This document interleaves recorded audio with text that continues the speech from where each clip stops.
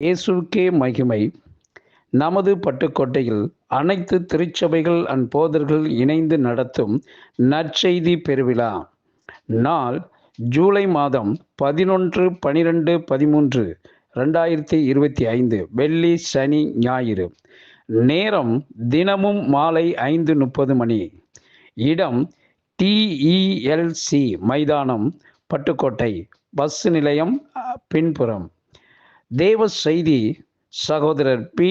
Tenzing Daniel, இயேசு மரபார் ஊழியங்கள், மதுரை.